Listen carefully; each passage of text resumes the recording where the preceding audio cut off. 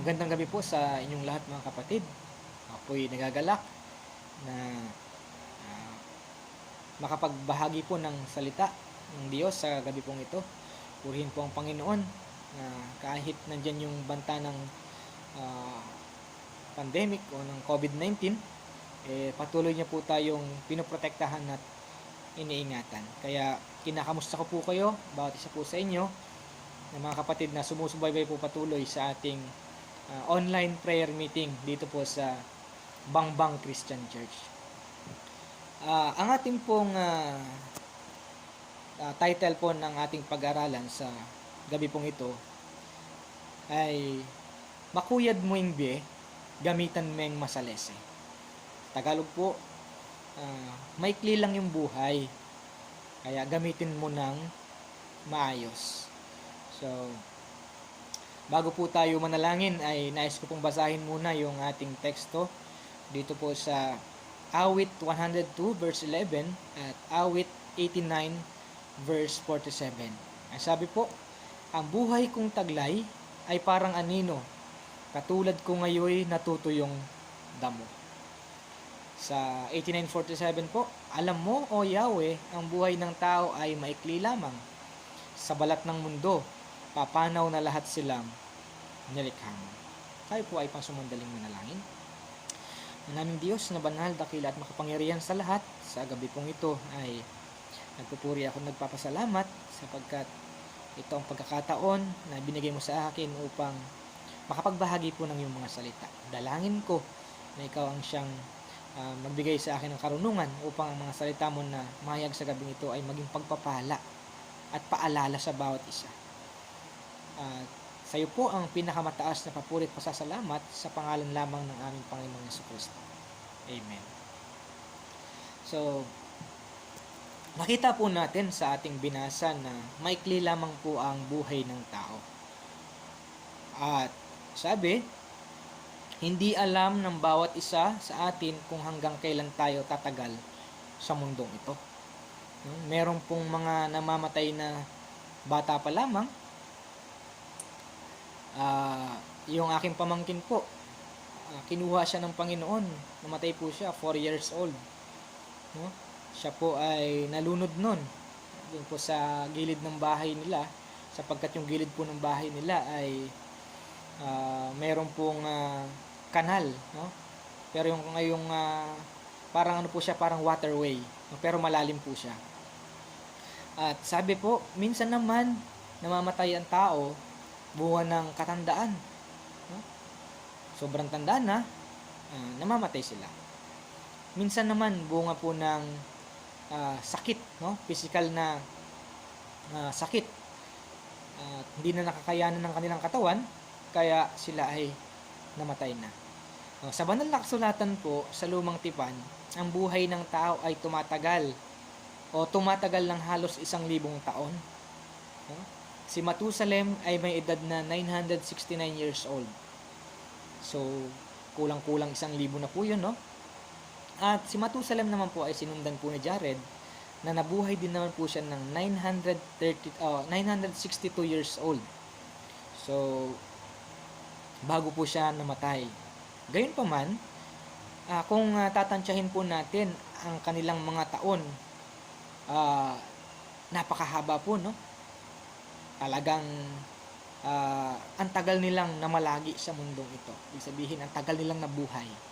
Pero sabi nga, pagdating sa banal na kasulatan, kung titingnan po natin, sa Panginoon, ang 1,000 taon, dito ay 1 araw lamang sa Kanya. So, kahit pala tumagal ka ng 900 plus years old, para sa Panginoon, napakahikli po nun sapagkat, ang sabi, ang 1,000 taon dito sa mundong ito, turing ng Panginoon ay 1 araw lang sa Kanya. Sabi nga po sa 2 Peter chapter 3 verse 8, mga minamahal, huwag ninyong kalilimutan na sa Panginoon, ang 1 araw ay tulad ng 1,000 taon, at ang 1,000 taon ay tulad ng 1 araw lamang. So, kung akala natin na ang mga 100 na taon na yan na nabuhay ang mga unang tao ay napakahaba na, pero sa mata ng Panginoon, napakahikli pa lang lamang po nun. Sa panahon po ni na Matusalem, sila ay nabubuhay ng kulang-kulang 1,000. Sa panahon po ni Moises, sabi po ng Panginoon, 120 years na lang ang kanilang, itatagal ng kanilang buhay. So, sa panahon po natin ngayon, sabi po ng banal na kasulatan, ang ating edad, ang edad ng tao ay nasa 70 hanggang 80 taon na lamang. No? Kung titingnan po natin sa Awit, chapter 90, verse 10 and 12, buhay na may umaabot ng 70 singkad, minsan na may 80. Kung kami malakas, ngunit buong buhay namin ay puno ng dusa at hirap, pumapanaw pagkatapos dito sa sangmaliwanag. So, tunay nga po na ang buhay natin ay napakaikli lang. No? At ang sabi, ang pinaka-lifespan ng tao ngayon sa panahong ito ay nasa 70 hanggang 80 taong gulang. So, pag halimbawa, umabot ka ng 70 years old, 75, no? At 80, sabi nga, isang malaking pagpapala o blessing mo na yun sa Panginoon na ikaw ay pinabot niya ng 80 taon. At sabi din po sa Job, chapter 14, verse 1, ang buhay ng tao ay maikli lamang, subalit punong-puno ng kahirapan. Ang buhay ng tao, maikli lamang, at sabi dito, putos pa ng kahirapan. No? Sari-saring kahirapan ang nangyayari sa buhay ng tao, bagamat ang buhay ng tao ay maikli lamang. Pero minsan po, kahit alam natin na napakikli lang ng buhay ng tao, no, at punong-puno pa ito ng kahirapan, gusto natin na mamalagi sa mundong ito, di po ba? So, yan po ang gusto ng mga tao eh. Bakit kaya? No? Sabi din po sa Santiago chapter 4 verse 14b, ang buhay ninyo'y parang usok lamang, sandaling lumilitaw at agad nawawala. Yan. Inalin tulad din po yung buhay natin na parang usok lang, no? At agad din itong nawawala. Kung papansinin natin, ang usok nandyan ngayon yan, pero mamaya-mayang konti mawawala yan, no? Kumbaga, yung usok ay mabilis lang siyang mawala, at ganun din yung buhay natin. So, kaya sabi ng mga unbelievers, no, survey po ito, dahil maikli lamang daw ang buhay, sila po alam din nila na maikli lang yung buhay eh. Sabi nila, kailangan daw nilang magpakasaya. Yan. Ano yung ginagawa nila para sila ay sumaya? Sabi nila, magbibisyo na ako, no? Gawin ko na yung gusto ko kasi mamamatay din naman ako. Yan po yung karaniwang ko ding naririnig eh. Sabi ng isang tao, sabi niya, sisigarilyo na ako, no? Kasi mamamatay din naman ako eh. Maraming ang mga tao diyan na hindi nga nagsisigarilyo pero namatay din naman. So sabi niya, kaya ito yung dahilan ko, ito yung gagawin ko para ako ay magpakasaya, magbisyo ako. So pangalawa, sabi nila, kailangan daw nilang masiguro ang kanilang future. Yan, no? Ano kaya yung sinisiguro nila sa future nila? Sabi nila, yumaman, no? Magkaroon ng maraming achievements. Yung iba po, ang hinahangad nila ay sumikat pa eh, no? Sumikat at makilala ng maraming tao.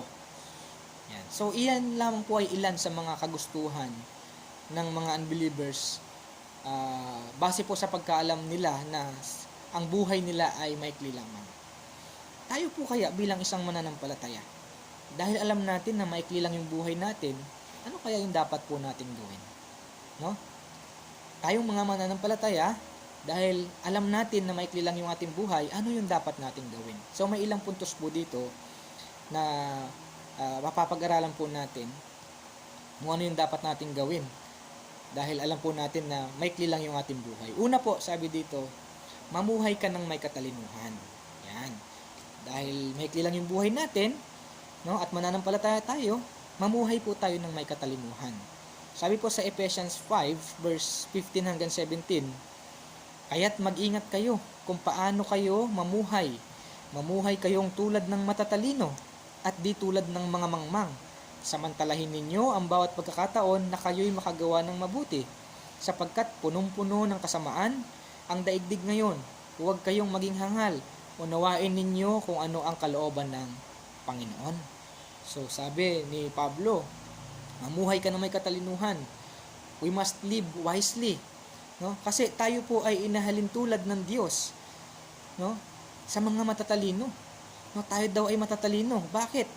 Kasi tayo mga Kristiyano ang nakakaunawa sa kalooban ng Diyos. Bakit? Kasi nasa sa atin po yung banal na Espiritu.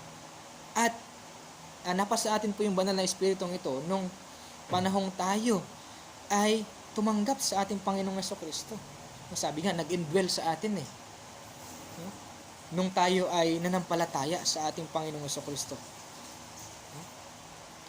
Sabi, kaya mamuhay ng may katalinuhan. So, ang tanong po dito, paano ba tayo mamuhay ng may katalinuhan? No? So, paano nga? Ang sabi ni Pablo, maging maingat. No, maging maingat tayo kung paano tayo mamuhay. So, maingat tayo. Ibig sabihin, we must know our limitations and boundary. Ibig sabihin, alam natin yung ating limitasyon bilang isang mananampalataya. Alam natin kung hanggang saan lang tayo. No? Kasi pag sumobra tayo sa ating limitasyon, hindi na po yung kalooban ng Panginoon. No? At sabi dito,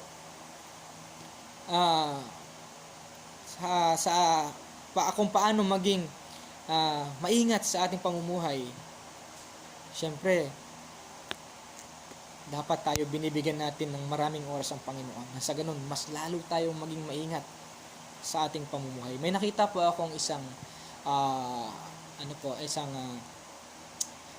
quote po yata yun sa Facebook. Ang sabi niya, patungkol po sa Panginoon, yung mayroong nakaturong kamay na ganun, ang sabi, yung kamay niya nakaturo sa taas, ang sabi niya, more of you, less of me. Ibig sabihin, mas marami yung para sa Panginoon, no, kaysa sa para sa atin. No? So, pangalawa po, sabi dito, paano mamuhay ng may katalinuhan? Ang sabi po ni Pablo, sinasamantala ang pagkakataon sa paggawa ng mabuti. Yan. Kung kanina maging maingat kung paano mamuhay, ngayon sinasamantala naman ang pagkakataon sa paggawa ng mabuti. Kailan ba itong pagkakataon na ito na dapat tayong gumawa ng mabuti? Ang sabi po, bawat pagkakataon. No? Bawat pagkakataon. Alam niyo po, tayo sa ating buhay pananampalataya, ang pagkakataon na ibinibigay sa atin ng Panginoon para makagawa ng mabuti ay nandyan palagi. No? Nandyan palagi. Sa isang araw, hindi pwedeng hindi tayo binibigyan ng pagkakataon ng Panginoon na makagawa ng mabuti. No? Kahit sa kalating araw lang. No? At sabi dito sa Efeso chapter 2 verse 10, sapagkat tayo ay nilalang ng Diyos, nilikha sa pamamagitan ni Kristo Jesus, upang iukol natin ang ating buhay sa paggawa ng mabuti, iyan ang layunin ng pinili ng Diyos sa atin. Kaya po mga kapatid, ang sabi dito, gamitin mo ang talinong ibinigay ng Diyos sa iyo, sapagkat tayo ay inihalin tulad ng Diyos sa mga taong matatalino. At pangalawang puntos, lumakad ng karapat-dapat sa Panginoon. We must walk worthy. So, sa trabaho po, sa secular work, sa secular job, ang sabi, yung mga requirements po para sila ay maging karapat-dapat, ang sabi, dapat sila ay tapat. Tapat sila. At pangalawa, masipag sila, meron silang kasipagan. Pangatlo, hardworking, hindi yung papetiks-petiks, no? At kumbaga responsable sa kanilang dapat trabahuin, no? Tayo naman kaya, no? Ano ba yung required ng Lord pagdating sa kung paano tayo lumakad ng karapat-dapat sa Kanya? Sabi dito, dapat ay palagi tayong ready, no? Palagi tayong ready. Saan? Saan kaya tayo palaging ready? Ang sabi po sa Romans 1:16, no? Hindi tayo dapat nahihiya. Ready tayo na mangaral ng ebanghelyo. Hindi tayo dapat mahiya. no? So kung babasahin po natin 'yan sa banal na kasulatan, ang sabi po dito is Romans 1:16.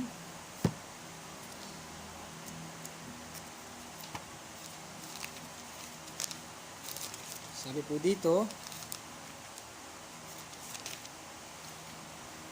sapagkat hindi ko ikinahihiya ang ebanghelyo, sapagkat siyang kapangyarihan ng Diyos sa ikaliligtas ng bawat sumasampalataya, unay sa Hudyo at gayon din sa Grego. So yung pala, no, tayo, hindi dapat tayo mahiya, lagi tayong handa na ibahagi ang mabuting balita o ang ebanghelyo sa ibang tao. Bakit? Kasi ito yung kapangyarihan ng Diyos eh. No? Ito yung kapangyarihan ng Diyos sa ikaliligtas ng tao. No? Ang ebanghelyo ng ating Panginoong Jesucristo. Pangalawa, nire-required ng Lord pagdating kung paano tayo lumakad ng karapat-dapat, sabi dito, meron ka ring katapatan syempre. Tapat ka. No? So, ang tanong po ba dito, tapat po ba tayo sa ating Diyos? So, sabi ng Panginoon, kung tayo man ay, sabi nga, ang Diyos lang ang siyang tapat eh. Kahit ang tao ay hindi tapat, pero ang Diyos, tapat pa rin siya sa atin. Kaya, kung isipin natin, tayo ng mga iniligtas ng ating Panginoong Jesucristo, nangangailangan tayo ng patuloy na katapatan sa ating Panginoon. At yun kasi yung hinihiling niya sa atin eh, ang maging tapat tayo sa Kanya sa ating paglilingkod. Pangatlo po, syempre, dapat meron po tayong kasipagan. Yan. Na-required ng Lord pagdating sa kung paano lumakad ng karapat-dapat, nandoon dapat sa atin yung kasipagan. No? Ang sabi po sa Roma chapter 10 verse 15b, o kay gandang pagmasdan ang pagdating ng mga may dalang magandang balita. No?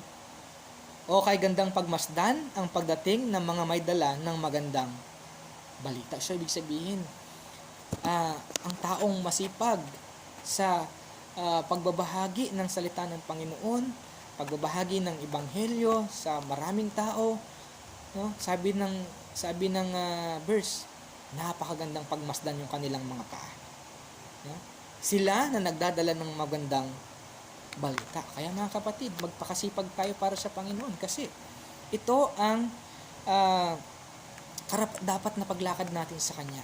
So, sa Pilipos 1:27a po, sabi dito, ang inyo lamang pamumuhay ay maging karapat-dapat sa ebanghelyo ni Kristo. So, tayo po, nabubuhay tayo dito para sa Panginoon. Sabi nga, tayo nilikha, no? Para sa Panginoon. We are created for His glory, para sa Kanyang kaluwalhatian. No? So, kaya dapat lamang ang ating pamumuhay ay maging karapat-dapat sa ebanghelyo ng ating Panginoong Jesucristo. Panghuling puntos, serve wholeheartedly. Ibig sabihin, sa Tagalog po, maglingkod ka ng buong puso. Sabi po sa Ephesians 6:7, serve wholeheartedly as if you were serving the Lord, not men. So, tayo ay maglingkod ng buong puso sa ating Panginoon. No? Sapagkat ang pinaglilingkuran natin ay ang ating Panginoon, hindi ang tao eh. No? Kung sa tao ka po naglilingkod, pwede kang maglingkod sa Kanya ng hindi buong puso kasi hindi niya man nakikita yung puso mo eh. No? Kung halimbawa may amo ka o nangangamuhan ka, kahit na hindi ka naglilingkod sa Kanya ng tapat, no? Hindi ka naglilingkod ng buong puso, kung nakikita niya naman na okay ka, o nagtatrabaho ka, masipag ka, pero yung puso mo wala doon, no? Pwede mo silang maloko. Ibig sabihin, pwede mo silang ma-deceive sa mga actions mo. Pero ang Panginoon, sabi nga, ang hiningi niya sa atin, mag-serve tayo sa Kanya ng buong puso. No? Kasi sa paglilingkod po natin sa Panginoon, ang tinitingnan po talaga niya sa atin ay ang puso natin. No? Kung ang ginagawa ba natin ay para sa Kanya o kung napipilitan ba tayo. Ibig sabihin, sabi dito, ang paglilingkod sa Panginoon ng buong puso ay walang pag-aalinlangan. No? Dahil alam mong ang iyong ginagawa ay para sa Panginoon. no? At kung para sa Panginoon ito, hindi ito o wala ito o hindi ito niwawalang kabuluhan ng Diyos. Sabi nga, lahat ng paglilingkod natin na ginagawa, alam ng Diyos yan. No? At ang sabi, dahil alam ng Diyos yan, pagdating ng panahon, yung paglilingkod na ginagawa mo, may katapat na reward sa Panginoon yan. Bagamat, hindi yan yung unang dahilan natin kung bakit tayo naglilingkod ng buong puso, yung reward kundi yung ma-please natin yung Diyos. Naglilingkod tayo kasi dahil niligtas tayo ng Panginoong Hesus Pinaglilingkuran natin siya kasi tumatanaw tayo ng utang na loob sa Kanya. No? Kaya kung nakakalungkot sa isang kapatid sa Panginoon na pagkatapos siyang iligtas ng Panginoong Jesucristo, no? Hindi niya gagamitin yung sarili niya sa paglilingkod. Hindi niya gagamitin yung sarili niya para mapurihan ng Panginoon. Parang kung ganun yung mangyayari is parang napakawalang utang na loob ng kapatid na ganun. Kaya sa atin, no, ang paglilingkod natin sa Panginoon ng buong puso ay walang pag-aalinlangan. Ang sabi nga po sa 1 Corinthians 15:58, di ba? Ay yung ginagawa nating paglilingkod sa Panginoon, hindi niya yan niwawalang kabuluhan. No? Kaya purihin ang Panginoon sa gabing ito dahil pinakita niya sa atin na maikli lang yung buhay at dahil maikli lang yung buhay, sabi dito, we must live wisely, we must walk worthy, and then we must serve wholeheartedly. Kaya bilang conclusion po, sabi dito, life is limited, it is too short, our opportunities pass quickly. Kaya live wisely, walk worthy, and serve wholeheartedly. Magandang gabi po sa inyong lahat mga kapatid. Purihin po ulit ang Panginoon sa ating pag-aaral po ng kanyang mga salita.